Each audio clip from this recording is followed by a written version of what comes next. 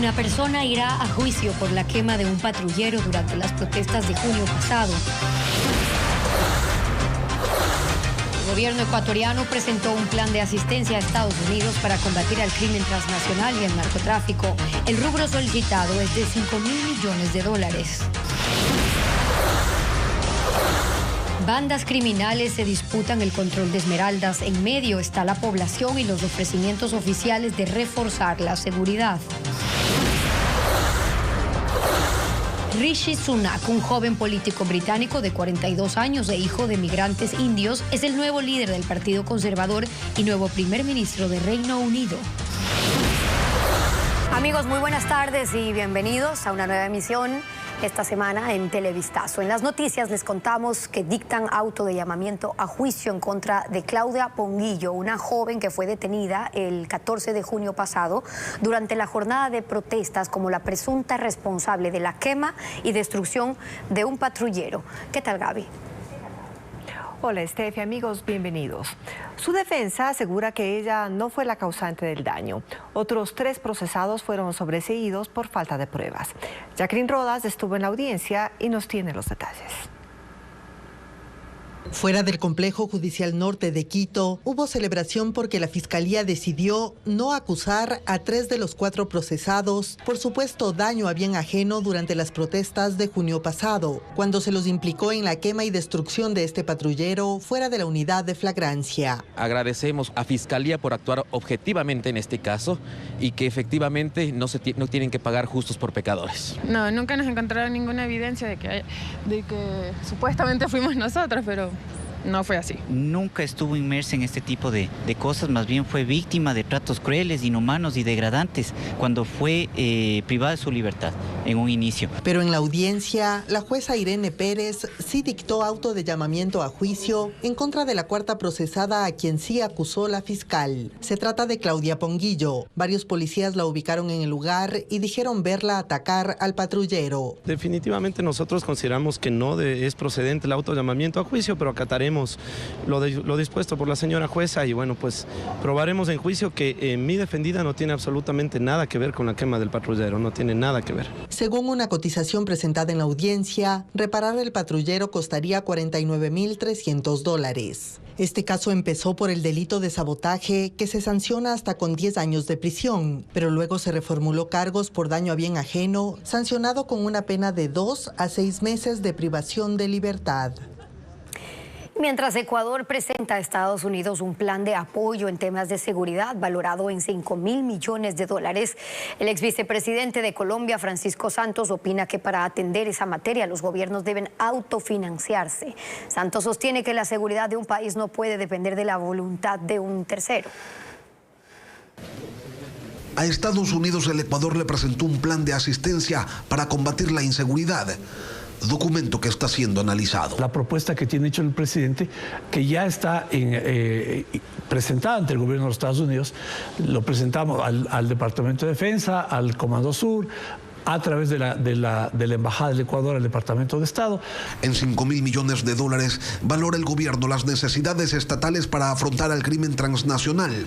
Y no todo se lo pide en dinero. Hacer que las Fuerzas Armadas y la Policía Nacional tengan pues las capacidades suficientes como para poder enfrentar los elevados niveles de criminalidad. Suena equipamiento y obviamente suena financiamiento, ¿no? Pero el ex vicepresidente de Colombia, Francisco Santos, quien ejerció la 2ª magistratura de ese país en los 2 periodos de Álvaro Uribe, considera que asuntos tan importantes como la seguridad no deben depender de lo que otros puedan o quieran dar. Estados Unidos no está en ese momento y además pues que el esfuerzo lo tiene que hacer es el propio gobierno ecuatoriano. Y considera que las acciones del gobierno del presidente Lasso deben ser urgentes porque las decisiones que está tomando Gustavo Petro al otro lado de la frontera agravarán la situación de inseguridad en Ecuador. Desafortunadamente el presidente Petro tiene toda una estrategia distinta que va a afectar a Ecuador. Lo que Ecuador va a vivir va a ser un terremoto si no se preparan ya. Él cree que el narcotráfico son pobrecitos, unos campesinos que no tienen nada más que hacer. Eso es un negocio ilícito manejado por carteles de la droga, por organizaciones criminales donde presionan a los... Entonces, él tiene una mirada totalmente distinta y ustedes lo que necesitan es una lucha frontal. Lecturas que se generan alrededor de la mayor crisis de inseguridad de la República, que alcanza cifras récord de muertes violentas, pero también de incautación de droga. Y la violencia en el Cantón Esmeraldas se incrementó por la disputa interna de la banda Los Tiguerones por el control de las principales zonas de la ciudad. A esto se suma la rivalidad con otra banda, los gángsters, que intentan ganar espacio para la venta de droga y el cometimiento de delitos conexos. Paul Romero con el informe.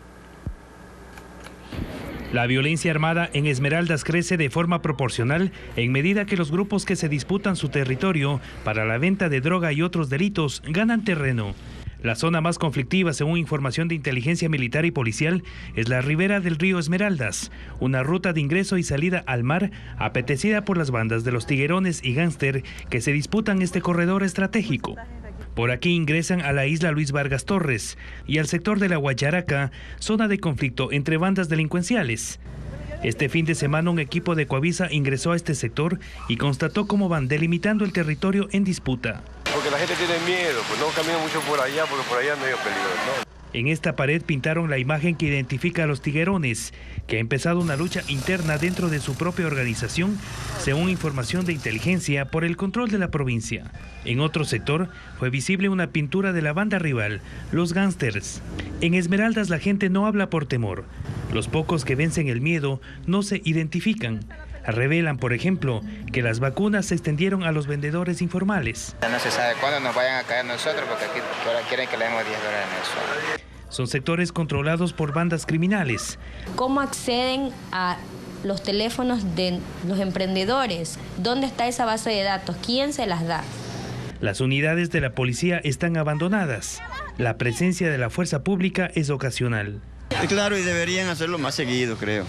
Y hay que tener un poco más de seguridad para la ciudadanía, para que la gente pueda andar bien. El gobierno pretende incrementar las operaciones de control. Y nosotros vamos a continuar para mejorar los parámetros de comercio, los parámetros de trabajo. En junio se creó la Fuerza de Tarea Conjunta Esmeraldas para contrarrestar la inseguridad, pero hasta el momento la violencia criminal no ha cesado. Y ahora les contamos que las autoridades buscan a 3 personas reportadas como desaparecidas tras el colapso de un túnel dentro de una mina ubicada en el sector La Florida del cantón Zaruma, esto es en El Oro. La emergencia se registró la madrugada de este sábado y tras la alerta se coordinan acciones para localizar a los trabajadores y posteriormente rescatarlos. Según información preliminar, los obreros estarían a 1 kilómetro de profundidad.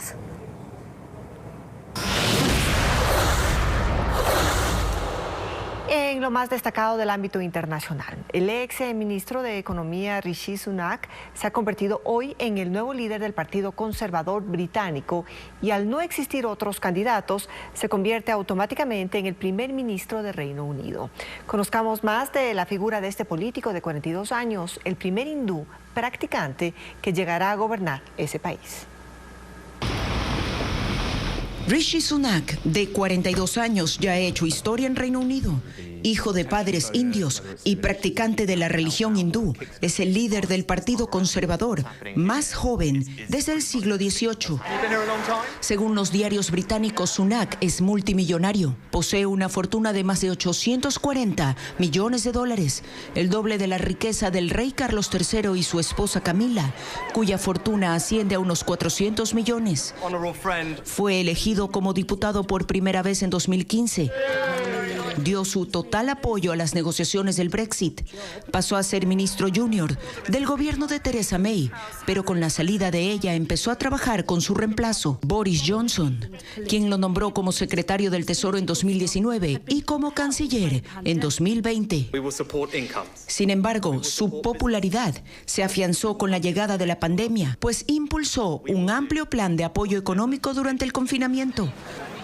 Pero los escándalos en las fiestas realizadas en la Casa de Gobierno, en las cuales también estuvo involucrado, dañaron su reputación y decidió salir del gobierno antes de la dimisión de Johnson. Con la llegada de Liz Truss como nueva primera ministra, dijo que los recortes de impuestos no financiados conducirían a una devaluación de la libra esterlina y que habría pánico en los mercados de bonos. Y todo se cumplió. Con la salida de Truss, muchos pidieron el retorno de Boris Johnson, quien dijo que por ahora se retiraba de la contienda. Mientras que Penny Mordaunt, la segunda favorita de los diputados, también optó por apoyar de lleno a Sunak. Ahora este político, nieto de inmigrantes, será el primer ministro de Reino Unido y tiene el desafío de poner fin al caos económico que sacude a ese país. Nos vamos a una pausa y al regresar, torrencial lluvia azotó Cuenca provocando severas inundaciones. Varias casas han quedado anegadas por el agua y hay decenas de damnificados.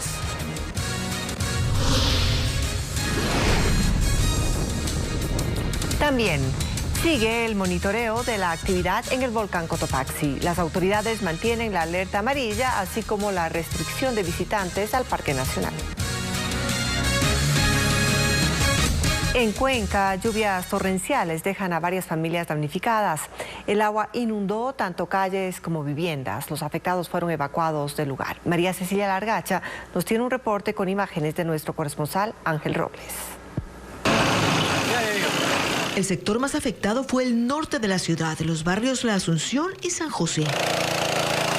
Las lluvias comenzaron al finalizar la tarde y ya en la noche la situación era imposible de controlar. Yo me siento mal, digamos, tengo un tallercito, ya está llenito de agua y no sé ni qué cosa se perdió. Uno trataba de salvar alguna cosa, pero ya el agua vino de la quebrada y fue imposible.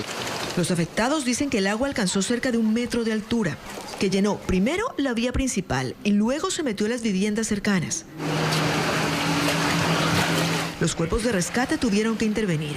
Tuvimos que evacuar a una familia, otras personas no se encontraban en el interior de sus viviendas. El momento que llegaron ya se toparon con la situación que estaba, no pudieron ingresar. Los moradores del sector aseguran que mucho tuvieron que ver en esta inundación algunas construcciones antitécnicas hechas alrededor de una quebrada cercana y cuentan que ya habían dado la voz de alerta. Algunas veces fuimos a denunciar en el municipio, en el GAD de Ricaurte, jamás nos hicieron caso, porque los señores dueños construyeron encima de la quebrada las casas. En el municipio dicen que realmente las razones de la inundación son varias. Puede ser construcciones antitécnicas al filo de la quebrada, no respetando los límites de protección, rellenar la quebrada, botar escombros a la quebrada. Y que van a investigar y a tomar acciones. A pedir ayuda en la casa de un familiar, todas las cosas dañadas. En total hubo 6 viviendas afectadas y decenas de personas damnificadas. La actividad sísmica del volcán Cotopaxi ha disminuido notablemente, así lo ha confirmado ya el servicio de la Secretaría de Gestión de Riesgos. Sin embargo, la alerta amarilla continuará. También seguirá cerrado el Parque Nacional Cotopaxi. Patricio Viera nos trae esta noticia. Por tercer día consecutivo, el volcán Cotopaxi ha permanecido nublado y con presencia de lluvia en los alrededores. Sin embargo, de acuerdo al último informe, la actividad sísmica ha disminuido. Así lo informó la vulcanóloga Patricia Motes. En este rato no podemos decir que si el volcán va a tener en días siguientes un aumento considerable en su sismicidad. Por ahora, se mantendrá la alerta amarilla. Implica, bajo el principio de precaución, que las instituciones del Estado se activen para la actualización de los planes de contingencia, fortalecer y continuar con el monitoreo que se viene haciendo a la amenaza. Además de ello, trabajar en el fortalecimiento de capacidades. Este es un trabajo que se debe hacer desde los ordenadores de territorio. Asimismo, se extenderá el cierre del Parque Nacional Cotopaxi. Mantendremos cerrado el ingreso. Reitero una vez más, nuestros guardaparques están apoyando incluso en el monitoreo y a los visitantes estamos redirigiendo hacia otros sectores que puedan realizar su actividad turística. Los habitantes de las 21 comunidades cercanas al volcán Cotopaxi serán los primeros en ser capacitados sobre cómo actuar frente a un eventual proceso eruptivo. Un hombre de más de 70 años falleció durante el incendio que se registró en una vivienda ubicada en el Guasmo Sur de Guayaquil. Como nos cuenta Bessie Granja, el fuego dejó el inmueble totalmente destruido. El siniestro se registró la noche del domingo en la cooperativa San Filipo, en la playita del Guasmo, en el sur de Guayaquil. Las llamas provocaron la muerte de un hombre de 76 años, quien junto a otras 4 personas trataron de huir del inmueble. La víctima, el propietario de la casa, fue identificado como Dimas Enrique Campoverde. Testigos contaron que él logró salir con vida, pero volvió a ingresar en búsqueda de alguna pertenencia. Sin embargo, una vez en el sitio quedó atrapado tras el colapso de una estructura de madera y cemento. Él salió con nosotros, pero él por sus papeles, sus cosas, porque tenía que pagar la moto, hoy día se vuelve a entrar. ¿Me entiende? Y ahí ya no pudo salir porque fue todo acá. Y él, allá al fondo, al último, él vivía. Y nosotros intentamos sacarlo, lo sacamos con mi esposo, pero lastimosamente él regresó. Más de un centenar de bomberos y 12 unidades móviles se necesitaron para controlar este incendio, cuyas causas aún se investigan, aunque no se descarta un cortocircuito. Porque en la chica de allá al lado se nos fue la luz y otra vez ella quiso, porque tenían haciendo un arroz y prendió, hizo una explosión y ahí al lado de la cocina había 2 colchones. Y esos 2 colchones sí fue lo que se incendió todito. Vecinos solicitan a las autoridades realizar un análisis de las condiciones del inmueble, debido a que representan un riesgo para casas vecinas. Hay conmoción en la provincia de Los Ríos por el terrible hallazgo de una persona descuartizada en una zona rural. Nuestro corresponsal Marlon Melo nos cuenta que la policía está haciendo los exámenes para identificar a la víctima. Hay conmoción en el cantón Vinces de la provincia de Los Ríos tras el hallazgo de los restos de una persona que fue descuartizada. Las partes del cuerpo fueron encontradas dentro de 3 fundas. Se presume que únicamente fueron dejadas en este lugar. Un grupo de trabajadores que recorrían plantaciones de mango fue quien dio alerta tras encontrar las fundas a un costado de una vía de tercer orden. Los habitantes de la zona están horrorizados con el hecho y desconocen si la víctima sería un habitante del sitio. Conmociona porque no es una forma natural. Está bien, le ponen un tiro, lo dejan botado, pero aquí ya es una muerte tipo México, despedaciado, enfundado. Y no se sabe quién sea. En este caso no se puede reconocer porque está hecho pedazo. El hallazgo del cadáver se hizo aquí en el sector La Reforma de Vinces y debido a su estado, los agentes de la Policía Nacional no pudieron determinar el sexo ni la identidad de la víctima. Santiago González, jefe de la policía de esa jurisdicción, indica que no tienen reporte de personas desaparecidas en esa zona. Estamos haciendo las verificaciones a ver qué es lo que ha pasado y determinar realmente cuáles fueron las circunstancias de este hecho, y una vez que tengamos ya alguna respuesta con las unidades investigativas se informará. Ahora las autoridades buscan a los responsables de esta nueva muerte violenta que sube a 308 los crímenes en esta provincia durante este año.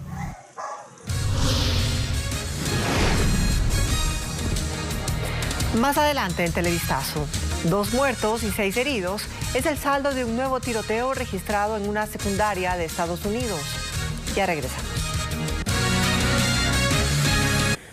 Y vamos a seguir con más información. La violencia que continúa imparable en Esmeraldas. Esta mañana se reportó un doble crimen. Un hombre y un adolescente fueron asesinados con varios disparos en una casa.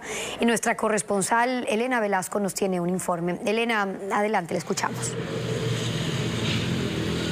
Buenas tardes, compañeros en estudios. La violencia continúa imparable en la provincia de Esmeraldas. En el caso más reciente, esta mañana, encontraron el cuerpo de un hombre y un adolescente asesinados con varios disparos. El hecho se registró al interior de una vivienda ubicada en el sector Gatazo, sur de la ciudad de Esmeraldas. Según información policial, en el sitio no se encontraron restos de bala y uno de los cuerpos estaba sin ropa. Las autoridades investigan cuál sería el móvil de este doble crimen. Hasta la fecha, en la provincia provincia de Esmeraldas ya se registran 436 muertes violentas.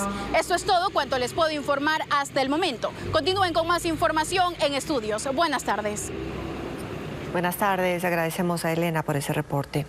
En Guayas se vivió un fin de semana violento. 21 personas fueron asesinadas entre la noche del viernes y la mañana del domingo en los cantones de Guayaquil y de Durán.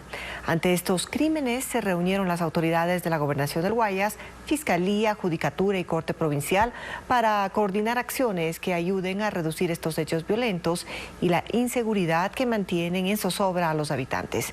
Escuchemos lo que dijo el gobernador de la provincia, Lorenzo Calvas. Más del 80% de estos asesinatos son por ajuste de cuenta y disputa de territorio. Pero nosotros estamos trabajando y para eso queremos hacer todos un solo frente para dar, en este caso, la imagen que queremos dar de Guayaquil para Ecuador y al mundo. Y en eso estamos comprometidos. Seguimos con más información. 3.800 cámaras van a monitorear la seguridad antes, durante y después de la final única de la Copa Libertadores que se disputará este sábado en el Estadio Monumental de Guayaquil. La ciudad fue dividida en 2 circuitos en los que se reactivaron rutas turísticas y de seguridad. Melín Ochoa con los detalles. A pocos días de que se juegue la final de la Copa Libertadores de América en Guayaquil, ya empiezan a llegar los primeros turistas. Se tiene previsto que en el transcurso de la semana sean 50.000. La mayoría arribará al aeropuerto José Joaquín de Olmedo, donde se esperan 200 vuelos privados. Han habido muchísimos problemas con migración en las últimas semanas y lo que le hemos pedido al gobierno es que cada uno de los cubículos esté un personal de migración para que no hayan los tumultos que han habido en épocas anteriores.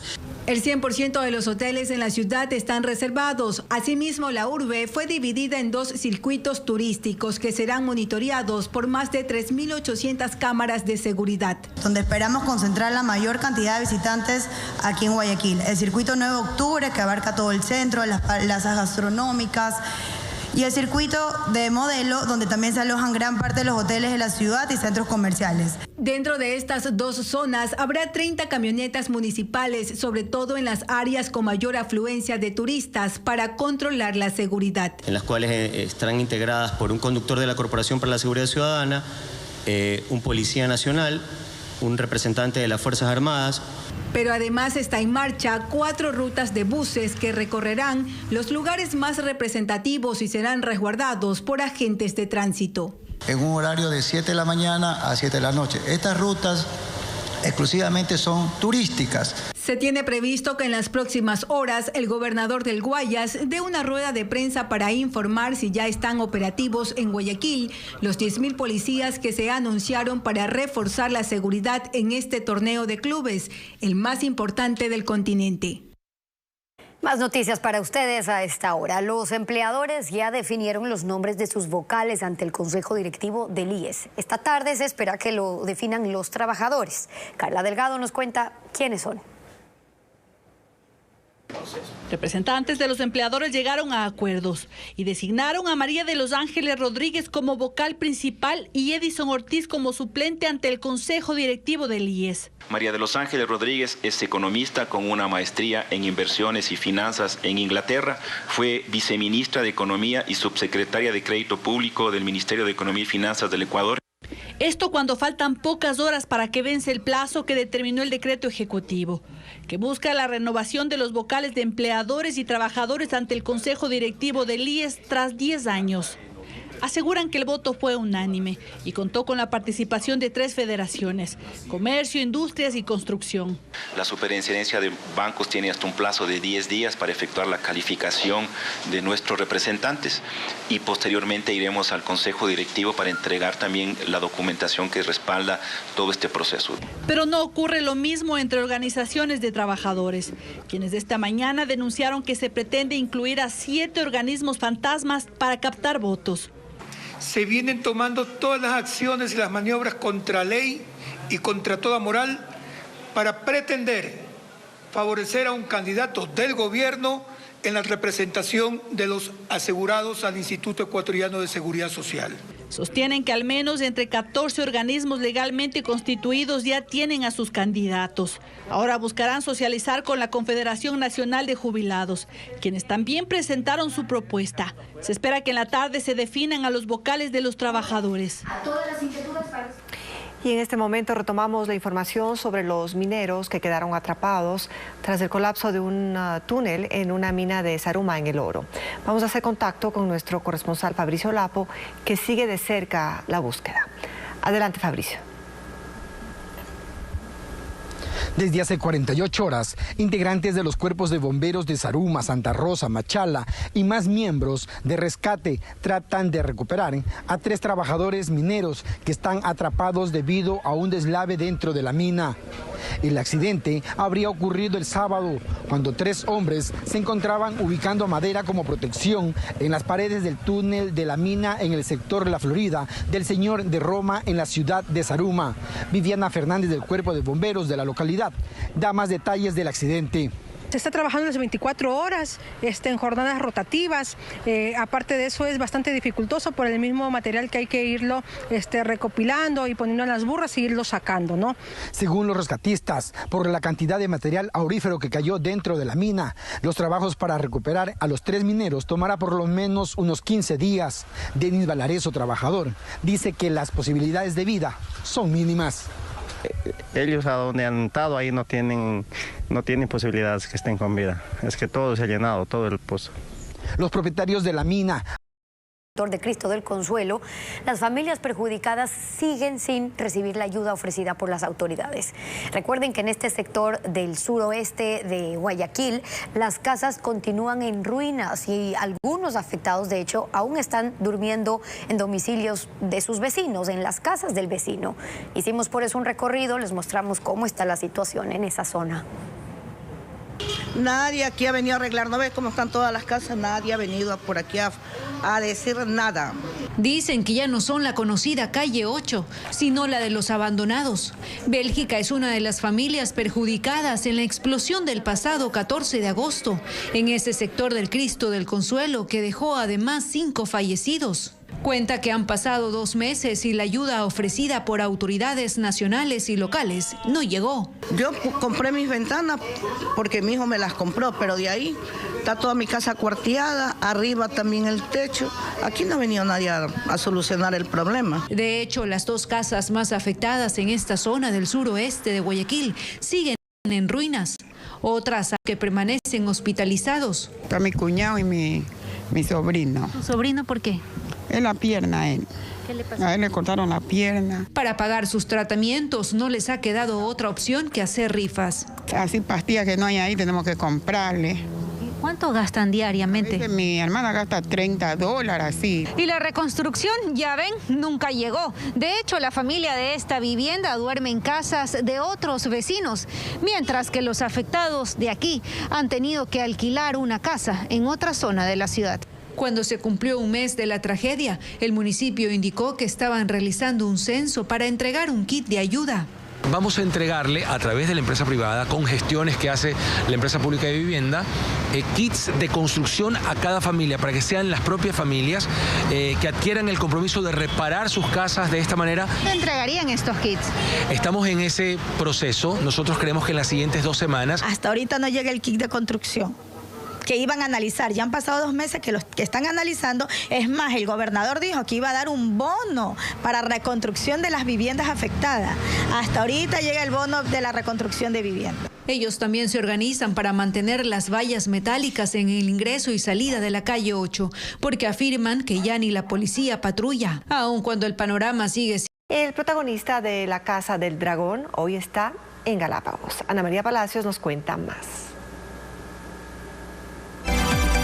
Matt Smith causó revuelo en su llegada a nuestro país.